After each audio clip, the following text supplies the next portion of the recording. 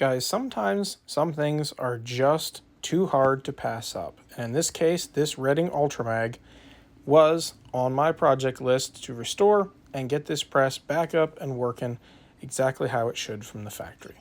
Now you can see here it is a little bit crusty. We have a decent bit of rust there on the sidearm, some on the top, on the primer mechanism. If we flip it over, pardon the angle, I'm holding it with one hand. You can see some here on the linkage on the other side, and at the moment the ram is also stuck. Now it's obvious this press really hadn't been used hard, but that it had been allowed to sit for a little bit and has acquired some surface rust in however long of duration it has been sitting. Special shout out to my friend Michael for selling me this press. He asked if I wanted it, and I said it's a Redding and I think I can restore it. Absolutely. So without any further ado, guys, we're going to jump into the restoration process of this press, starting here with some Evaporust. I think I'm just going to soak this in some Evaporust here to dissolve some of the existing rust. Now, I have used Evaporust quite extensively in the past, primarily for tool restoration, and it does a really good job at dissolving rust. Occasionally, it takes a little bit of time to do so, but it does it without harming the metal or typically harming the paint finish that is underneath. So we are going to soak this guy here. I have a 5-gallon pail. This thing has probably, I'm going to say 3 gallons of Evaporust to 1 gallon of water, and yes, you can dilute it. We are just going to soak this guy in here for a little bit and see how that does at freeing everything up and dissolving that rust. Now you will note when I do put the press in here, that stuff is also really cold, that I can't quite get it under all the way, so we're going to have to angle it a little bit here. Actually, yeah, just a tiny bit of that top is sticking out. Now I am going to take the ball off of the handle. Of course, this doesn't need to be derusted, and by taking it off, I think I might be able to get that handle under the Evaporust just a little bit further. Now, I did opt to leave the nut on the end of the handle here, simply to avoid losing it underneath everything or having to go fishing for it with a magnet. Setting that in here, and let's cap that off and come back to it once it's had a chance to soak. So the next part of the story is where it sort of starts to get interesting, and by interesting, I mean I kind of messed up. So I may or may not have left the press in the Evaporust solution for the better part of, let's say, close to 2 weeks. And normally this would be fine. However, I failed to remember, at least in the moment, that the Redding uses crackle paint. And, well, let's take a look at what happened. So now, as soon as I got the press out of the Evaporust solution and simply began to hit it with some water from a garden hose, I noticed the paint had already started to just peel off in sheets, and that as soon as I pulled it out, it was bubbled underneath. From this point, I realized, hey, there's not really going to be any chance of saving the paint, so I may as well just set it back in the Evaporust until I have time to get the pressure washer and actually pressure wash it off and get the press ready to, undergo a full repainting. Now you can understand at this point, I'm kind of frustrated. Not only have I just ruined the Redding crackle paint, which I really like as far as a press finish goes, but now I have to figure out a method of, how am I going to recoat this press in such a way where it's actually durable and I'll be able to hold up to the rigors of reloading without chipping. So at this point, I reached out to Redding's customer service and I said, hey, I'm just checking, here's what I did. Do you guys happen to offer a repainting service? If I send this press in, can you guys, repaint it or anything? And gentleman replied from customer service, I have the utmost respect for Redding's customer service team. They're, have been excellent in the past and currently. This gentleman says, hey, unfortunately, we don't offer repainting service. However, if you want, we can give you advice or anything along the way as you basically make this your restoration project. So I thanked him. I said, I'll let you know if I need any parts. And then it was up to me to really figure out, okay, how am I going to refinish this press? Now, a couple options on the market. I looked at basically recreating another crackle paint. That is actually more difficult than you might think. And while you can get the aesthetics, pretty well. One, I can't powder coat because I don't have any facility to do it. And two, I wanted something that was going to be a closed structured surface and would be a little bit easier to clean.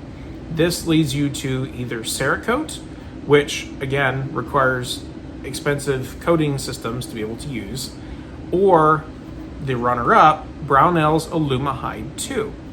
Now, I'd actually used Brownells Aluma-Hyde 2 in the past on some other small parts, and actually I had also used it on my Redding Big Boss 2 to redo the linkage arms because they were prone to rust when I would touch them. I did them in a gloss black, and it turned out actually quite well. So I ordered a couple cans of their OD green, which, although it wouldn't exactly match the Redding finish color, would give you a deeper green color while still being somewhat of a matte finish and also really durable, as well as a can of the gloss black that I had previously.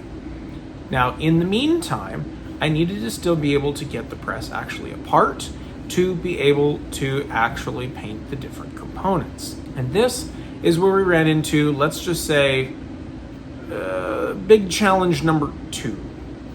So in order to remove the linkage bushings on the press, and I'll roll in some pictures here for you guys, you need to be able to put a 1/4-20 bolt into the bushing and have that basically sleeved. So you basically need to put a socket or something over the frame, run the bolt down through the center of it with some washers or something, and by tightening the bolt down, you're creating a surface so the bolt head can't go down anymore. So it's going to, as the thread spin, it's going to draw that bushing up and out of the frame. Pretty simple, right? So to start off, I grabbed 2 grade 8 bolts and threaded them into the bushings. Now, I'm driving it with a ratchet at this point. I'm not using an impact or anything. And I also took some PB Blaster and put a little PB Blaster around those joints. Pretty standard fare, right? Well, not quite. To simplify the story, I ended up shearing off the first grade 8 bolt, which, congrats, now I have a grade 8 bolt stuck in a bushing. So I flipped it over to the other side and thought, hey, I'm going to heat it a little bit with a torch, and then I'm going to go in, put PB Blaster back on it, let it soak for a little bit, and now I'm going to use the impact on it. Because maybe it was just the raw torque of just on it with the ratchet. I need to be able to shock it a little bit with impact to get it to actually draw up out of there. Let's give it a shot. Yeah, we basically sheared off yet another grade 8 bolt. And it gets worse. So this isn't even the worst part. Well, I decided I need screw extractors. So I went and I bought a set of screw extractors from AutoZone because they were the only place still open that late in the evening. And I come back and I have cobalt drill bits, which, if you know anything about drilling hardened steels or stainless, cobalt drill bits are about as good as it gets, short of going up to either carbide or diamond. They're way better than titanium or high-speed steel. They're pretty good drill bits. So I took the cobalt drill bit, I center drilled the grade 8 bolt, tapped the extractor in, backed it out, first one came right out. I was like, sweet. Let's flip it over to the other side. I'm gonna get the other one out. Well, it gets worse. So I started on the other side and I ended up getting that extractor snapped off inside the grade 8 bolt. So now that I not only have a grade 8 bolt inside the bushing, I also had a hardened steel bolt extractor sheared off inside there. And I had to be really careful to not hurt the threads because I don't know if I can get spare bushings. Redding's customer service is really good, but at that point I hadn't really reached out to him as far as any kind of parts yet. So at this point I resorted to all the tools in the inventory to be able to get this broken extractor out. I chewed through, I believe, 3 drill bits and either 4 or 5 Dremel bits just to grind a hole in the tail of this extractor in order to be able to get a second extractor into that to back that one out. Well, I was able to do that, and then I got the other extractor in. I was getting ready to get the 1/4-inch bolt back out. Finally, this is the end of the night. I've been working on this for about 6 hours at this point. I'm excited. I'm ready to get back and get these bushings out, get this press torn apart. So I got that insert. I got it in there. Plenty of PB Blaster. I really heat soaked it with a torch. We're excited. I'm going to get this thing out. Well, let me just show you. Yeah, we snapped off another extractor. Now, I'm not impressed with the qualities of the extractor at this point, but that still remains that I'm not getting this thing out tonight. So I hopped on Amazon and I ordered a set of 1/8 inch shank carbide burrs. And if I think of it, I'll throw a picture of them in here. And let me tell you, these things are worth every penny. Because I chucked this up in the die grinder and I was able to actually grind a pilot hole into the center of one of those screw extractors with a proper, this time I think I got Irwin screw extractors. I was able to get the old extractor out and eventually kind of get the hole drilled open to the point where I was able to go in, clearance it with a bit, so I'm still under the thread tapping diameter for 1/4 20, and then finally clean up the threads. And well, here's a look at what they look like when they come out. We were able to do it entirely without damaging the threads, although with a lot of frustration and time. And ultimately, I went in with the torch again. I soaked these guys ahead of time with PB Blaster for the better part of like 24 hours. Went in with a torch and this time heat soaked the linkage arm and everything across where that bushing goes through to really hope of breaking down any kind of residue in there that was still holding it or any rust. And well, I was able to get them out. I did pick up some black oxide hex-head cap screws from the hardware store, which I believe are harder even than grade 8s. And those guys on the end of an impact and a lot of working them gradually, and I was able to get both inserts out. Intermission for those of you guys watching the video and you're wondering why I have the printers behind me at the moment. Well, this is kind of a teaser of what's coming here on the channel. You guys know that I make 22 snap caps for being able to actually dry fire your 22s. Well, you guys have requested it, and these are the up and coming, this is a prototype, 22 Magnum versions.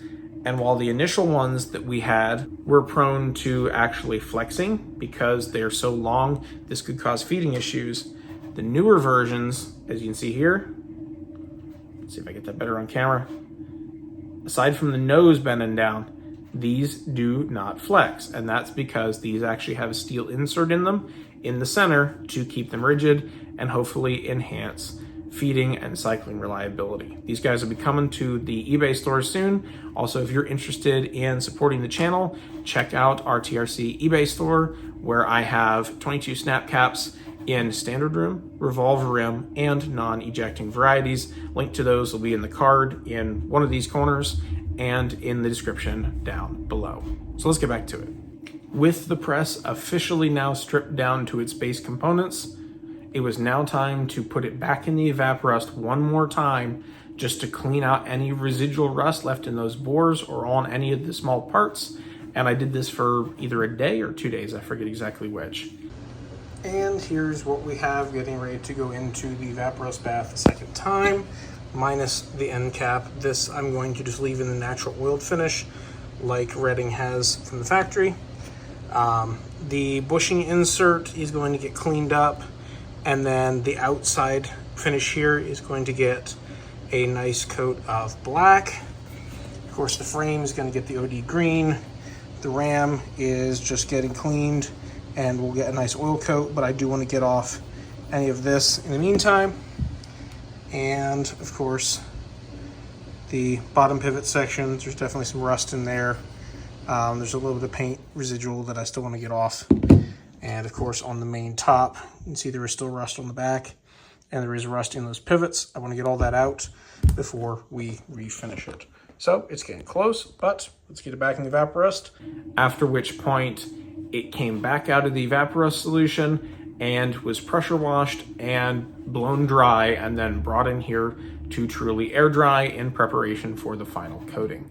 Now, to do the final finish coating, I took a Harbor Freight compressed sprayer, we can put in basically any solution you want, and acetone washed the parts after they were hung on basically little wire mounts as if you were going to powder coat something or paint something. They were already on the wire mounts. I had them outside. I acetone washed everything.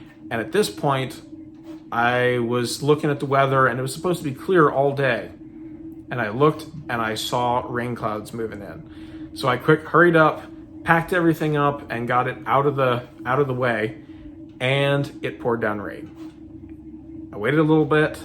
Again, the weather's showing perfectly clear, just a couple clouds going over that could have ruined everything, but got them in time. I go back outside, rehung everything after it had kind of dried and the air was kind of drying off.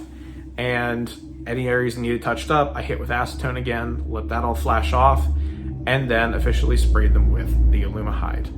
Now, in the first day, I only did the small parts, so like the ram, the handle for the actual arm, the 2 linkage arms, and like the top bushing and some other odds and ends like nuts and stuff. I did those in the gloss black as well. I think I did the bottom pivot linkage as well in the OD green. And then on day 2, after getting home from work, I did the main frame piece and got all that taken care of. I will say that OD green sprays really well. It's easy to get a really good consistent finish with that. The black's a little more challenging. It did take 2 coats on the arms to truly get them as flat of a consistency as I wanted, but we were able to get them there. Now this is where I think it's worth noting that the Aluma-Hyde 2 is an incredibly durable finish for something that you spray out of a rattle can. Now, if you are air curing it, I will say you have to wait between, I think it's 10 to 14 days for it to reach its final cure hardness. You can flash cure it in an oven. I think it's, if this is wrong, I'll edit it up here, but I think it's 195 degrees for like 3.5 hours or something like that if you wish to speed cure it. I chose to go that route, and then afterwards basically give it some time just to let everything kind of normalize before I went to put it back together. When it finally came time for reassembly, super excited. I was getting ready to put everything back together, and I figured I'm going to have to clean out any of the overspray that I got in the pin bores and in the ram bore from the initial application. And let me tell you, that stuff is a really tough coating, which is good. That's what it's supposed to do, but it impressed me. It ended up taking, I started with 220 grit. It ended up taking me about a half hour to clean out the bore where the ram travels through. And I didn't have it thick, but the coating is just that durable. So I first went in there with 220, gently kind of polishing off where any of that coating and overspray had gotten to, being careful not to damage, of course, the inside of the press frame, and then went back after it with, I think, 600 grit, I believe, to do basically like a final polish. And by the time I finished, you could still look down the bore and you can see the entire length, the original cross hatching from where they actually machined the bore on the press. And that makes me think that, one, that is a fairly hard material, and two, I'm just impressed how little of wear it actually had on it. It looks like it just sat and didn't really see all that many cycles of use. So we did those, cleaned up those bores, cleaned up the linkages, the bores in the linkage, and then cleaned up the top 2 pivot points and put the bushings and everything back in. So at this point, of course, when I did this, I was using Lucas XD gun oil. I lubricated all the bushings and all the pins and everything before fitting them back together. All that went back together smoothly, and I was kind of impressed, but I didn't have any way yet to mount it. So that's where I hopped into SolidWorks. I used the inline fabrication quick change benchtop system, and somebody already had a 3D printable version out there, but it wasn't really what I wanted to do. So I rough mocked up one that would fit on top of those plates quick, matched it to the holes on the bottom of the press itself, and threw it on the printer that you can see here behind me on my Core 1. And printed that off, test fitted it, made some changes, ran off version 2 overnight, and then the next morning was able to just bolt it up, and that of course holds it in place, and was able to put it on the bench top. And I'm going to throw in some of the pictures of that right now. Not only did this press turn out absolutely way better than I could have expected, but now getting the official size comparison next to my Big Boss 2, which I've already considered like a decent size and heavy built press, the Ultramag is just a whole nother level. The actual the actual handle is just so much beefier to take that extra leverage. The linkage, the mechanical advantage that you have there is truly incredible. Overall, like, I couldn't have been happier with the restoration process. Yes, I probably have between 20 and 30 hours in restoring this machine. So was it worth it on time? Maybe not, but in the end, the press is ready to go for another person's lifetime or multiple generations of use if it's well taken care of. And that, to me, very much makes it worth it. So if you've gotten to this point in the video, odds are you either really like restoration projects or you're a reloading guy and tinkerer like me and just enjoy seeing equipment like this given another chance. And really, there's nothing wrong with it. There's a little bit of surface rust. I may or may not have, no, I definitely did screw up the paint along the way, but I think the end result turned out pretty well. Now, throughout the whole process, I had been in contact with Redding's customer support team, a gentleman by the name of Mike. Absolutely excellent customer service, and I can't thank him enough for all the help along the way. Now, when I was having trouble getting those bushings out, I had emailed and asked, hey, am I doing this correctly? And is there a technique or something that I'm not doing that would make this easier to get out? And he confirmed that I was doing it basically similar to how they would be doing it if you brought one in for any kind of warranty or repair service, which was good. And I asked him if it would be possible to order some of the replacement clips that actually hold on the shell holder in the ram, as the one that was on that one had been rusted a little bit and I think may have been broken at some point. And without even asking twice, he said, what's your shipping address? I'll drop some in the mail for you. And within a couple days, I had those picked up and installed. The guys over at Redding, every instance I've dealt with them, have been absolutely superb as far as customer service team goes. When you buy a premium product, you expect a premium service team and support team to go behind it, and the guys over at Redding are no exception. 10 out of 10. Thank you, Mike. Appreciate all the help along the way, and hopefully, I don't know if they'll be watching this video or not, but if they are, thank you guys for making a good machine that is able to be serviced, to be able to be repaired, and that is made to last for generations to come. Now, if you guys are interested in this press, I will be putting it up for sale and up for offers first from those of you guys who are subscribed here on the YouTube channel. This press, like I said, is in excellent working condition now, as you can see, and I believe would be an excellent asset to someone looking to get into the heavier reloading press, and I think this is an excellent option if you are. If you guys are interested in this press, let me know by sending me an email at thereloadingcraft@gmail.com, and we can get some details figured out on this guy. If nobody reaches out, I will be putting this up on the eBay store, most likely, to see if any of you guys over there are interested in it. Might put it up for an auction, might sign on the bottom like restored by TRC on the date or whatever if you happen to want me to do that, and we'll figure it out from there. But this press is available for sale. If you're interested, like I said, drop me an email, thereloadingcraft@gmail.com, drop a comment, whatever, and we'll figure out some details from there. But one of you guys might just end up with this press on your reloading bench. So let me know. What do you guys think? Was the Aluma-Hyde 2 finish the best call on this press? I think it was, but I would love to hear what you guys think down in the comments section as well. And if you've restored a reloading press, what have you restored? So far for me, I've restored now this guy, as well as my pre-1982 Mech 600 Junior that you see sitting over here. And if you guys are interested and want to see it, I also picked up a second pre-82 Mech 600 Junior that I'm going to be restoring here in the upcoming months. If you guys want to see that video, I'll be happy to put those videos up. And, you guys can kind of learn from the process, how they go together, similar to what you guys saw on this one. As always, stay safe out there. Keep on reloading. And if you happen to want to reload on this press, let me know in the comments. Thanks, guys, as always. Stay safe out there. Keep on reloading. I'll see you guys in the next video. Guys, it's no secret that YouTube is not exactly friendly towards gun channels, particularly those like mine, where I like to teach you stuff, well, like this. As a result, YouTube shadow bans a lot of my content, which essentially means they don't suggest or show my videos on YouTube, even though they are shared and public. This in turn means lower amounts of views, less overall revenue for the channel to be able to keep doing what you guys and myself both enjoy.